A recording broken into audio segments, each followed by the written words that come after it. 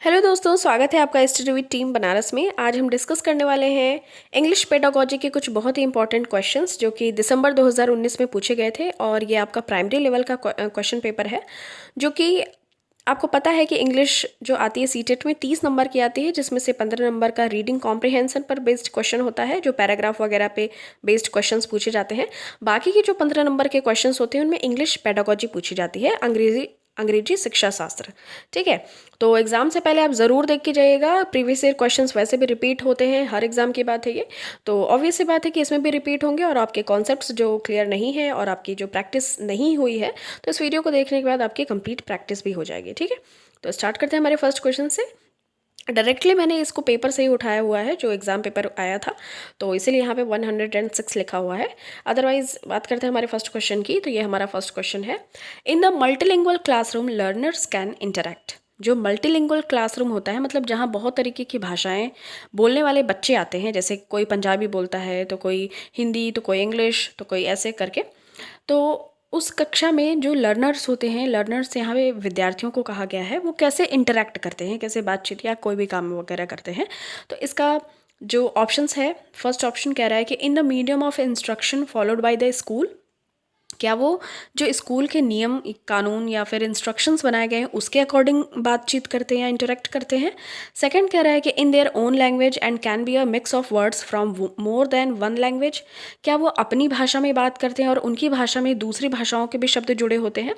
तो यही आपका करेक्ट आंसर हो जाएगा, क्योंकि अब बच्चे हैं या लर्नर्स हैं, तो उनकी जो भाषा होती है उसी लैंग्वेज में वो इंटरेक्ट करते हैं। और जो आसपास जो भी बच्चे हैं, अब मल्टीलिंगुअल क्लासरूम है, तो कोई पंजाबी का कोई वर्ड सीख गया, तो कोई भोजपुरी का सीख गया, या कोई इंग्लिश का सीख गया, तो कोई भी बच्चा होता है तो अपनी भाषा के साथ साथ दूसरी भाषा के भी वर्ड्स को एक्वायर कर लेता है, अधिग्रहण कर लेता है, और कुछ भी बोलता है तो वो वैसे ही इंटरेक्ट करेगा। ठीक है, तो ये अपनी लैंग्वेज में भी बात करते हैं, प्लस जो दूसरे भाषा से शब्द उनके माइंड में आ जाते हैं तो उसको भी इंक्लूड कर लेते हैं। तो ये आपका बी ऑप्शन करेक्ट हो जाएगा इस क्वेश्चन का। ठीक है, अब हम नेक्स्ट क्वेश्चन देख लेते हैं। क्वेश्चन नंबर 2 कह रहा है, diagnostic tests are administered to. Diagnostic test क्या होता है? जैसे कि आप किसी डॉक्टर के पास जाते हैं तो पहले वो आपका टेस्ट करते हैं। ठीक है, टेस्ट करते हैं, उसके बाद जो रिपोर्ट्स आती हैं उसके बेस पे तो आपको दवाई देती है ना। तो उसी तरीके से टीचिंग, मतलब कि जो टीचर्स होते हैं वो भी डायग्नोस्टिक टेस्ट करते हैं किसी भी बच्चे के ऊपर, अगर उनको उसमें डिफिशियंसी या कोई कमी दिखती है। ठीक है, तो वो टेस्ट करते हैं कि अच्छा इस बच्चे में क्या कमी है, फिर वो अपना रिपोर्ट तैयार करते हैं, फिर उसके अकॉर्डिंग उसको रेमेडी दी जाती है। रेमेडी मतलब कि वही दवाई तरीके से, औषधि।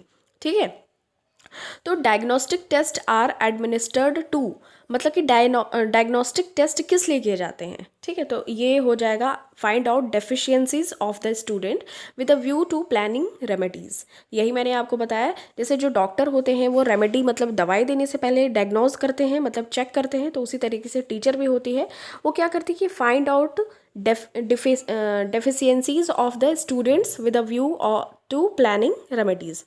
जो उसको रेमेडी करनी है उस बच्चे के ऊपर, उसके पहले वो उस बच्चे की कमी को जानने के लिए उस पर डायग्नोस्टिक टेस्ट एडमिनिस्टर्ड करती है। ठीक है, कोई भी टीचर या लड़का या लड़की कोई भी टीचर हो तो वो ऐसा ही करता है।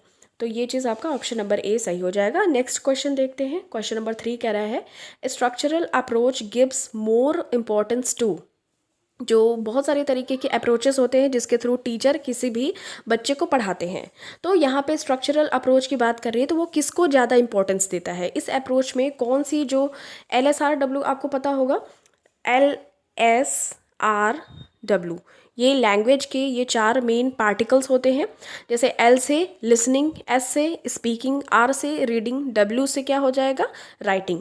तो स्ट्रक्चरल अप्रोच बेसिकली इन चारों में से कौन सी 2 ऐसी चीज़ों पे इंपॉर्टेंस देता है, तो वो देता है रीडिंग एंड राइटिंग पे। ठीक है, तो यहाँ पे आपका D option will be your correct answer. Structural approach gives more importance to reading and writing. Okay, next हम देख लेते हैं क्वेश्चन।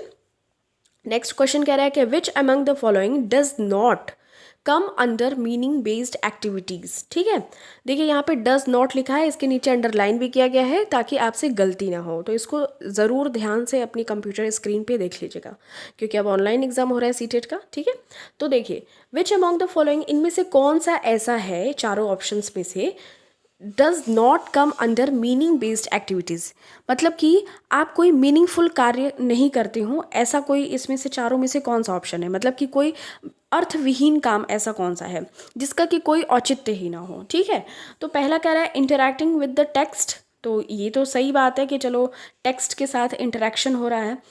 सेकंड कह रहा है option using previous knowledge, previous knowledge मतलब कि जो आपकी पहला पूर्व ज्ञान है उसको आप यूज़ कर रहे हैं, तो ये भी अच्छी बात है। थर्ड कह रहा है कि reading the text and then narrating the same to peers, आप किसी टेक्स्ट को पढ़ रहे हैं, ठीक है, कुछ लिखा हुआ है आप उसको पढ़ रहे हैं और अपने जो पीयर ग्रुप्स है, मतलब कि जो आपके फ्रेंड्स वगैरह हैं, मतलब जो बच्चा है उसको क्या कर रहा है, नरेट कर रहा है। नरेट मतलब होता है कि अपने जो कुछ भी पढ़ा हुआ है तो उसका कुछ एक सारांश या समरी टाइप निकलता है, तो उसी चीज़ को वो नरेट कर रहा है, वो बता रहा है, तो ये भी तो सही बात है, बच्चा इसमें कुछ ना कुछ सीख रहा है।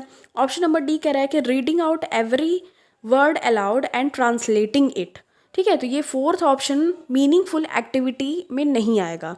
क्यों नहीं आएगा, क्योंकि वो बच्चा एक एक वर्ड को ज़ोर से पढ़ रहा है और उसको बस ट्रांसलेट किए जा रहा है, ठीक है, उसको समझ नहीं रहा है, उसको अंडरस्टैंड नहीं कर रहा है, ना तो उसको नरेट कर रहा है अपने वर्ड्स में, अपने शब्दों में व्याख्या करता है तब तो जाके समझ में आता ना कि हाँ तुमको समझ में आ रहा है, लेकिन वो क्या कर रहा है, reading out every word allowed and just translating it, बस उसको ट्रांसलेट किया जा रहा है, तो उसको कुछ समझ में नहीं आ रहा है। ठीक है, तो ये आपका मीनिंग बेस्ड एक्टिविटीज़ में नहीं आएगा, तो ऑप्शन नंबर डी आपका सही हो जाएगा। ठीक है, ये मीनिंग बेस्ड एक्टिविटीज़ में नहीं आएगा, तो यहाँ पे option number D will be your correct answer. अब हम चलते हैं नेक्स्ट क्वेश्चन की तरफ।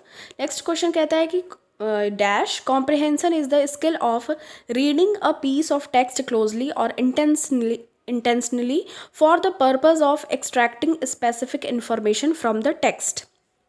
अब देखिए, इन चारों ऑप्शंस में से ऐसा कौन सा कॉम्प्रिहेंशन है या ऐसा कौन सा स्किल है जो हम लोगों को रीडिंग कॉम्प्रिहेंशन मिलता है ना, जो 15 नंबर जैसे 30 नंबर की जो इंग्लिश पेडागोजी के क्वेश्चंस आते हैं इंग्लिश सेक्शन का, तो जो 30 नंबर का रीडिंग कॉम्प्रिहेंशन मिलता है, तो इन चारों में से हम कौन सा यूज़ करते हैं।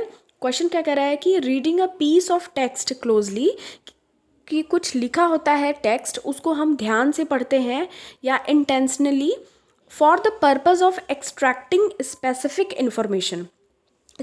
इंफॉर्मेशन फ्रॉम द टेक्स्ट, मतलब कि कोई भी चीज़ हम पढ़ते हैं और उसमें से अगर हम अपनी जो स्पेसिफिक इंफॉर्मेशन है उस टेक्स्ट में से एक्सट्रैक्ट करते हैं, मतलब निकालते हैं, जो हमारा जो टेक्स्ट है उसमें से कुछ बहुत महत्वपूर्ण जानकारी निकालते हैं, तो ये कौन से टाइप का क्या हो गया, कॉम्प्रिहेंशन रीडिंग टाइप हो गया। तो ये आपका हो गया ऑप्शन नंबर सी हो जाएगा, लोकल कॉम्प्रिहेंशन स्किल हो जाएगा। ठीक है, ग्लोबल में क्या होता है कि जो चीज़ आपकी डायरेक्ट लिखी है बस उसको ज़्यादा दिमाग नहीं लगाना है, बस उसको सीधा लिखा है, सीधा पढ़ो समझ में आ गया, ये ग्लोबल टाइप हो गया।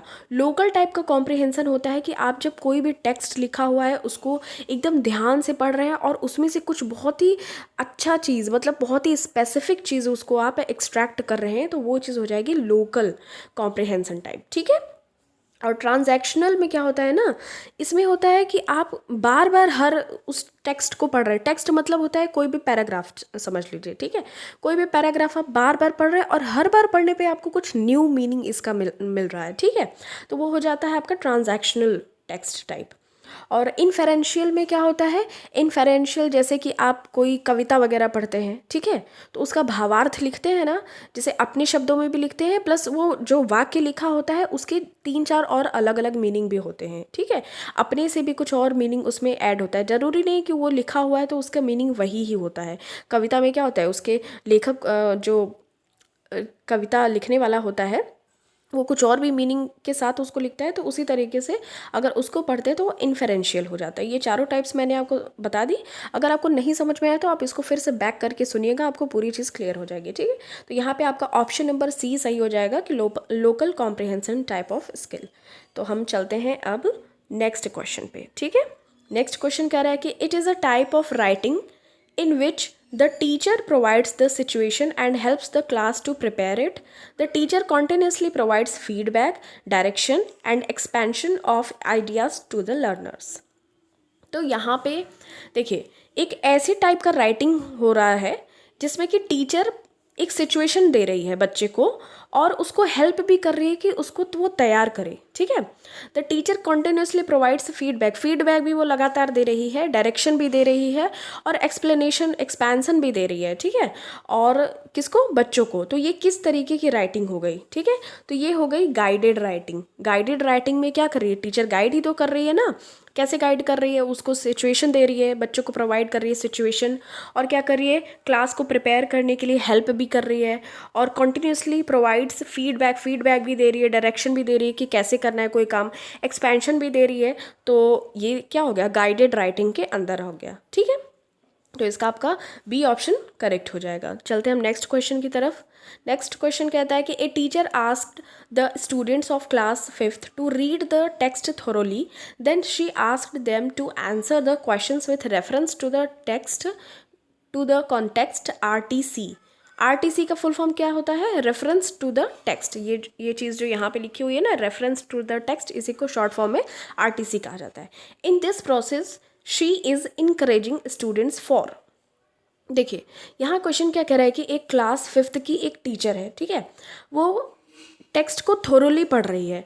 Then she ask them to answer the questions with reference to the context. फिर वो बच्चों से पूछ रही है कि मैंने जो पढ़ा उसमें से मैं आपको क्वेश्चंस पूछूंगी और आपको क्या करना है? आंसर करना है। तो in this process she is encouraging students for. तो वो बच्चों को किस चीज़ के लिए उत्साहित कर रही है या किस चीज़ के लिए उन लोगों को मोटिवेट कर रही है कि आप में जो मैंने अभी जो टेक्स्ट पढ़ा या पैराग्राफ पढ़ा उसमें से मैं आपको क्वेश्चंस पूछूंगी। तो वो किस चीज़ को प्रमोट कर रही है यहाँ पे या इनकरेज कर रही है? तो वो यहाँ पे कर रही है इंटेंसिव रीडिंग, ठीक है। यहाँ पे ऑप्शन नंबर 3 सही हो जाएगा, क्योंकि इंटेंसिव रीडिंग इसलिए ही की जाती है ताकि आप किसी भी पैराग्राफ को ध्यान से पढ़ें और उसके बाद जब उस पर बेस्ड कोई क्वेश्चंस पूछा जाए तो उसके आप आंसर्स भी इजीली करें, क्योंकि आप उसको केयरफुली पढ़ेंगे, ध्यान से पढ़ेंगे तो ऑब्वियस सी बात है कि आपको उसका आंसर भी पता होना चाहिए। तो यहाँ पे वो इंटेंसिव रीडिंग को इनकरेज कर रही है स्टूडेंट्स में, ताकि स्टूडेंट्स में अपना जो माइंड है, अपना जो ध्यान है वहीं केयरफुली लगाए रहें जो मैडम पढ़ रही हैं, ठीक है। तो यहाँ पे भी यहाँ पे आपका ऑप्शन नंबर C सही हो जाएगा। और रही बात स्कीमिंग और स्कैनिंग की, तो देखिए स्कैनिंग क्या होता है कि आपने अगर इतना एक पैराग्राफ में कुछ भी लिखा हुआ है, ठीक है। स्कैनिंग में क्या होता है कि आपको कोई वर्ड ढूंढना है तो आप बस जल्दी जल्दी ऐसे ऐसे ऐसे पढ़ के वो वर्ड यहाँ पे ढूंढ लेंगे, तो बस वो हो गई स्कैनिंग, ठीक है। और स्किमिंग में क्या होता है कि ये पूरा पैराग्राफ है, ठीक है, आपने ये पूरा पैराग्राफ यहाँ से लेके यहाँ तक पढ़ा, फर्स्ट टू एंड तक पढ़ा, उसके बाद जो इसका एक जो क्रक्स या निचोड़ मिलता है ना, तो वही होती है स्किमिंग। जैसे कि स्किमिंग मतलब जैसे आप दूध को मक्खन बनाते टाइम करते हैं ना, जैसे उसको मथते हैं, तो उसी तरीके से मथने के बाद जो एक मक्खन निकलता है उसको कहते हैं स्किमिंग। मतलब कि एक जो आपका क्रक्स या फिर आप जो सारांश कह सकते हैं वो निकलता है, तो वो स्किमिंग हो गई। और स्कैनिंग में क्या हो गया कि स्कैनिंग में आपको एक ऐसे पैराग्राफ मिल गया और आपको कुछ स्पेसिफिक कुछ और इन्फॉर्मेशन ढूंढनी है तो वहीं पे बस वो मिल गई, तो वो आपकी स्कैनिंग हो गई, ठीक है। और स्किमिंग में क्या हो गया कि जनरल एक ओवरव्यू लिया जाता है पूरे एक पैराग्राफ का। आई होप आपको क्लियर हो गया होगा। और एक्सटेंसिव रीडिंग की बात करें तो यहाँ पे बस फ़न के लिए पढ़ते हैं, जैसे एंटरटेनमेंट हो गया, जैसे कोई नॉवेल या स्टोरी हो गई तो आप फ़न या एंटरटेनमेंट के लिए पढ़ रहे हैं, मतलब ऐसा नहीं है कि इसको याद ही रखना है, ठीक है। तो ये चीज़ हो गई एक्सटेंसिव में। और इंटेंसिव मैंने आपको बताया कि आप किसी भी टेक्स्ट को पढ़ रहे हैं, या यही क्लास 5th की टीचर हैं, ये इस क्वेश्चन में मेंशन है कि आप किसी भी टेक्स्ट को पढ़ रही हैं मैडम, उसके बाद बच्चों से कह रही हैं कि मैं जो ये टेक्स्ट पढ़ रही हूँ या पैराग्राफ पढ़ रही हूँ तो आपको मैं क्वेश्चंस पूछूंगी तो आपको आंसर देना होगा। तो ये मैडम कैसी कर रही हैं, किस चीज़ को प्रमोट कर रही हैं, इनकरेज कर रही हैं बच्चों में, तो वो इंटेंसिव रीडिंग को प्रमोट कर रही हैं ताकि बच्चे भी इसी तरीके से पढ़ाई करें, ठीक है। अब नेक्स्ट क्वेश्चन हम देख लेते हैं। The term comprehensible input is associated with. Comprehensible input कौन से इन चारों में से पर्सन के द्वारा दिया गया था? तो इसका बस नॉर्मल सी बात है, ये दिया गया था बाय स्टीफन क्रेशन, ठीक है। तो option number B will be your correct answer. Stephen Krashen ने दिया था कॉम्प्रिहेंसिबल इनपुट, ठीक है। अब हम चलते हैं next. Which one of the following is not a सब स्किल ऑफ रीडिंग, ठीक है। एक जैसे मैंने बताया ना LSRW, listening, speaking, reading and writing, ठीक है। तो इसमें से पूछा है कि नॉट अ सब स्किल ऑफ रीडिंग, तो रीडिंग की सब स्किल कौन सी इन चारों में से नहीं है? तो यहाँ पे आपका ऑप्शन नंबर D सही हो जाएगा, ट्रांसक्रिप्टिंग। ट्रांसक्रिप्टिंग रीडिंग की सब स्किल नहीं है, क्योंकि जो ट्रांसक्रिप्टिंग है ना ये राइटिंग की सब स्किल है, ठीक है। जैसे ट्रांसक्रिप्टिंग का क्या होता है कि श्रुत लेखन आपको पता होगा ना, जैसे जो मैडम ने बोला उसको सुना और लिख लिया डायरेक्ट, तो वही हो गया ट्रांसक्रिप्टिंग। तो वो ऑब्वियस सी बात है कि रीडिंग की सब स्किल नहीं होगी, वो किसकी होगी, राइटिंग की सब स्किल होगी। तो यहाँ पे आपका ऑप्शन नंबर डी सही हो जाएगा। चलते हम नेक्स्ट क्वेश्चन की तरफ। Which one of the following is least important in enhancing speaking skill of children.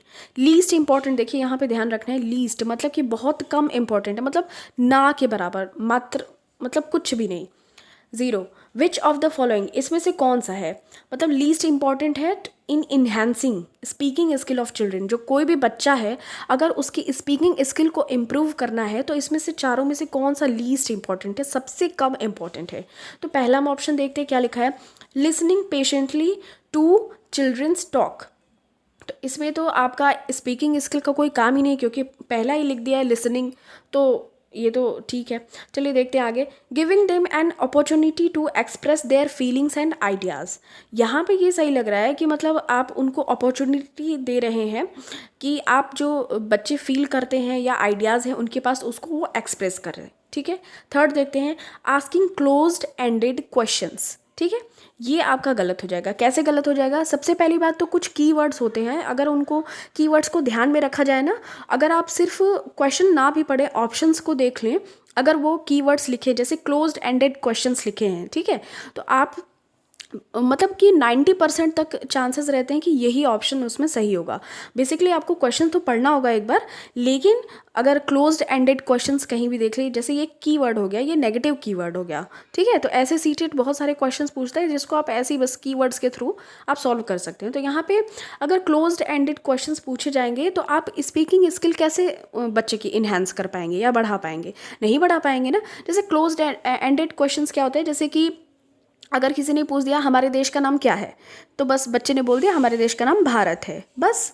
उसको अगर आप पूछते कि हमारे देश का नाम भारत कैसे पड़ा, तब वो बच्चा एलेबोरेट करता, बताता उसको कि हाँ हमारे देश का नाम भारत ऐसे पड़ा, ये आए थे इन्होंने रखा या इनके नाम पे रखा गया, तब वो थोड़ा सा एक्सपैंड करके बताता, अपनी थोड़ा सा ब्रेन स्टॉर्मिंग करता, मतलब अपनी दिमागी घोड़ों को दौड़ाता, बच्चा बताता, तब वो इसकी जो स्पीकिंग स्किल है वो थोड़ी इंप्रूव होती। लेकिन क्लोज एंडेड क्वेश्चन पूछेंगे जिसका सिर्फ एक वर्ड में आंसर आएगा, तो उससे बच्चे की जो स्पीकिंग स्किल है वो इन्हांस नहीं हो पाएगी। तो यही क्या है, लीस्ट इंपॉर्टेंट है, मतलब कि सबसे कम इंपॉर्टेंट है। तो यही आपका ऑप्शन नंबर सी सही हो जाएगा, ठीक है। Asking closed ended question is least important in enhancing speaking skill of a children. Next question हम देख लेते हैं। At primary level literature is helpful in developing language of learners age. यहाँ पे लिखा हुआ है at primary level literature is helpful in developing language of learners age. तो इसका मीनिंग क्या हुआ, इसका मीनिंग हुआ कि प्राइमरी लेवल पे जो लिटरेचर पढ़ाया जा रहा है बच्चों को, साहित्य पढ़ाया जा रहा है, is helpful in developing language of learners. क्या वो लर्नर्स की जो लैंग्वेज है उसको डेवलप करने में हेल्पफुल है या नहीं, ठीक है। तो फर्स्ट ऑप्शन कह रहा है कि it encourage the learners to complete the worksheets based on it.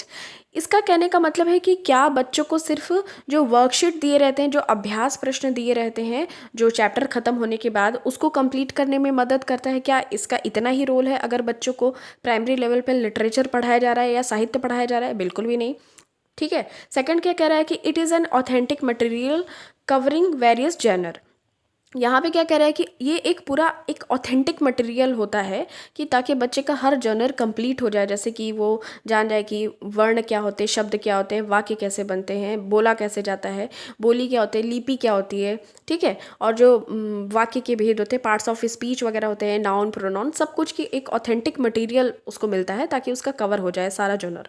तो यहीं पर आपका ऑप्शन नंबर बी सही हो जाएगा, ठीक है। तो यहाँ पे ऑप्शन नंबर बी सही हो जाएगा। At primary level literature is helpful for this, it is an authentic material covering various जर्नर।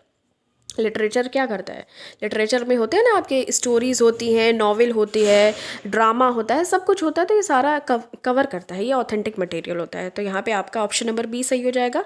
Next question हम देखते हैं।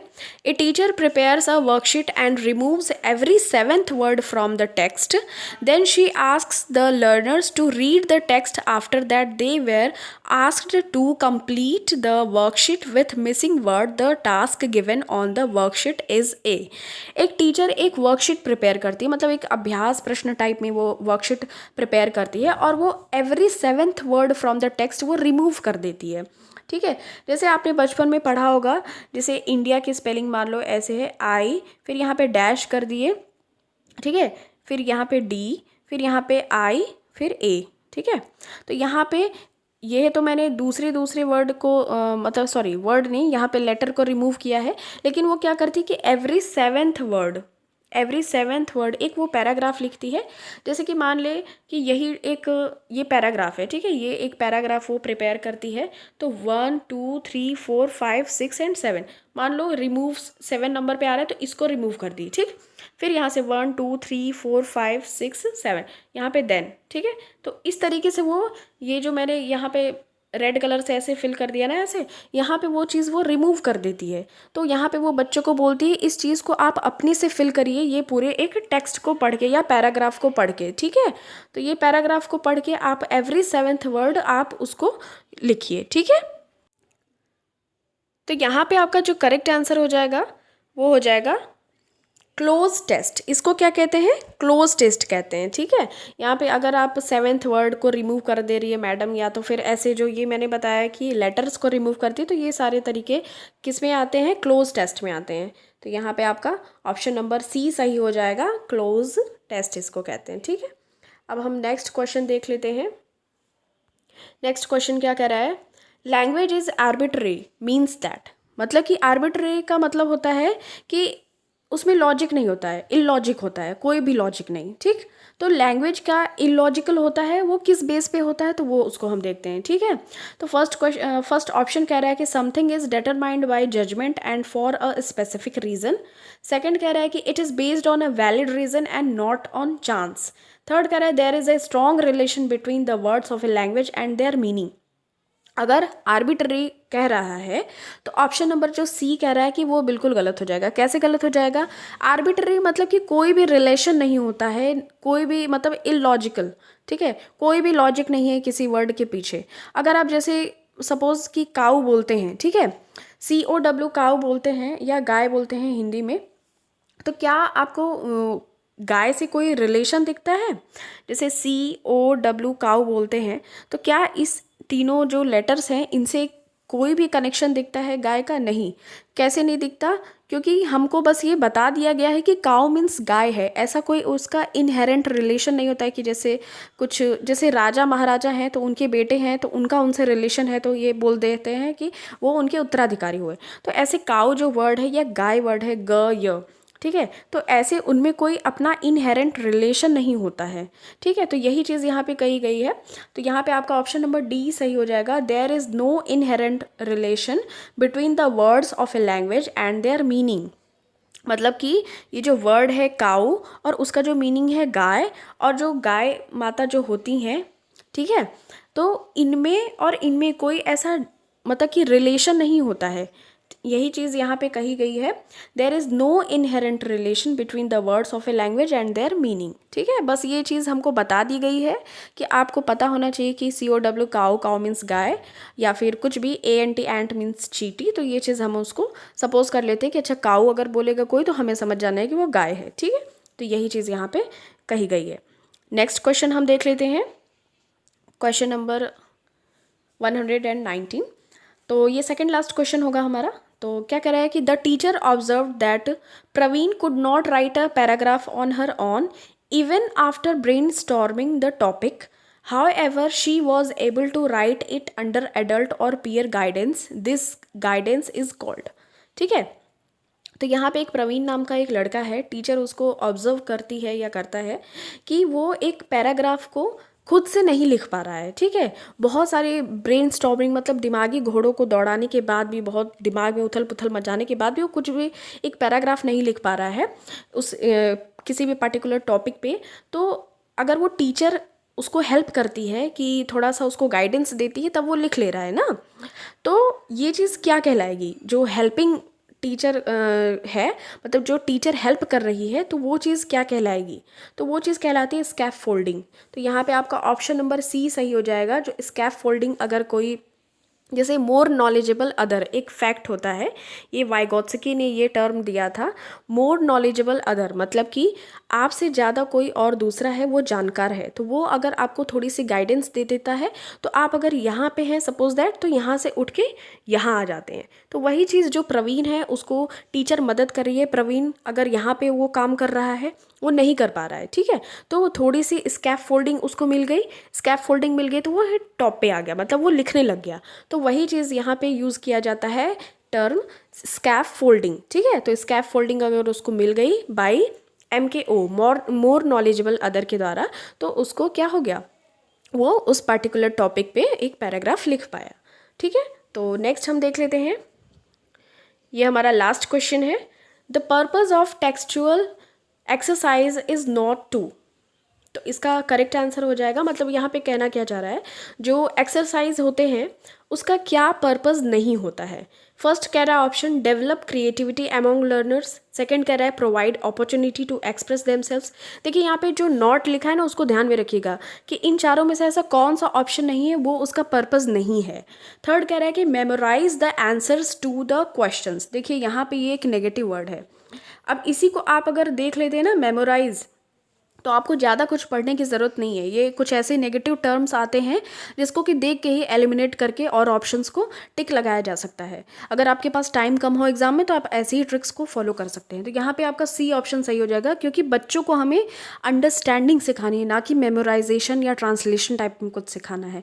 बच्चों को हमें याद करवा के कोई भी चीज़ नहीं करवानी, उनको समझाना है, उनको दिमाग में अच्छे से जो कॉन्सेप्ट्स वगैरह हैं वो क्लियर हो जाएँ, ठीक है।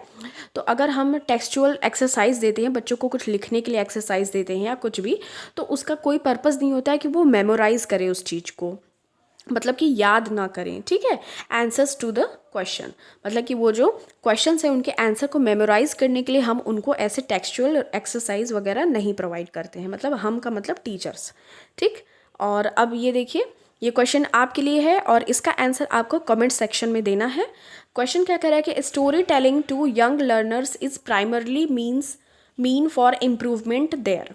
तो ये इसका आंसर आपको कमेंट सेक्शन में देना है। और अगर आपको ये वीडियो पसंद आती है तो अपने फ्रेंड्स के साथ ज़रूर शेयर करें, जो भी सीटेट का अपकमिंग एग्ज़ाम देने वाले हैं ऑनलाइन वाला। And thank you so much for watching this. मिलते हैं आपसे नेक्स्ट वीडियो में, और भी ऐसे ही सीटेट के जो भी क्वेश्चंस वगैरह देख रहे हैं प्रीवियस ईयर या और भी EVS के टॉपिक्स पे, या फिर हिंदी की पेडागोजी, तो उसको आप ज़रूर विज़िट करते हैं, हमारे चैनल पर विज़िट कर सकते हैं। Thank you.